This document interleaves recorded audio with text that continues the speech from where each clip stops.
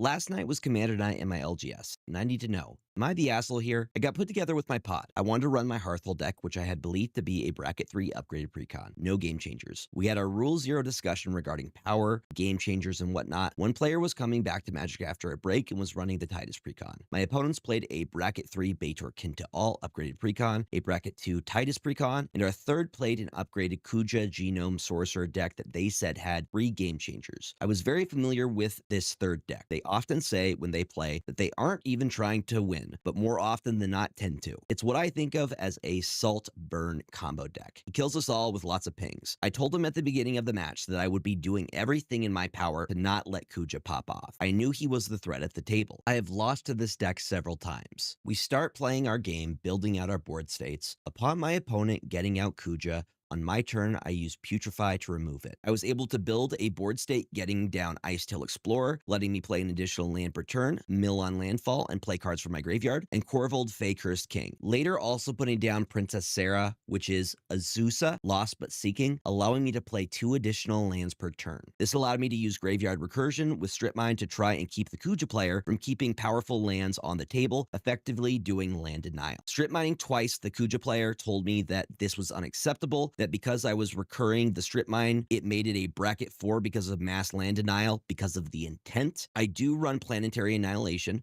which is included in the precon. I have heard conflicting things on whether this is considered mass land denial or not. He kept berating me before I could finish my turn. I did not attack this player. I was simply trying to prevent what eventually happened. Not only did this opponent berate me, but when it was not his turn, he would go over to the other pods and tell them that I was being a poor player for solely focusing on him. He made me feel legitimately bad for what I considered to be playing optimally against what I knew to be a threat. I sent Korvold Fey Cursed King at other players, leaving up blockers in case they decided to swing at me. The other players still built up their board states. I avoided strip mining that player because if I had continued to, I wouldn't hear the end of it. Ultimately, the Kuja player played a Bolas' Citadel, used a Vampiric Tutor, a bunch of 1-cost spells in combination with Bolas' Citadel, and treasure tokens to burn the entire table. Myself and the Titus player were most upset. The Titus player did not understand how the Kuja player was playing so many spells with Bolas' Citadel. He ultimately said, okay, dude, sure, and walked away. I was more upset because of how the player had treated me. When I knew he was the threat, I acted on that knowledge, and ultimately, if I had played the game to prevent him from having access to his mana, would have led to a different outcome. After the fact, the Kuja player acted as though he had done nothing wrong and never apologized for his behavior at the table. Please, let me know. Am I the asshole here? I am going to include a link to the deck that I was playing. Please let me know if it's a bracket 3 or bracket 4. I want to be as honest and transparent with my pod as possible in the Rule Zero discussion. If you enjoyed this video, please like, comment, and consider giving me a follow for Magic content and discussions. Would love to hear your thoughts.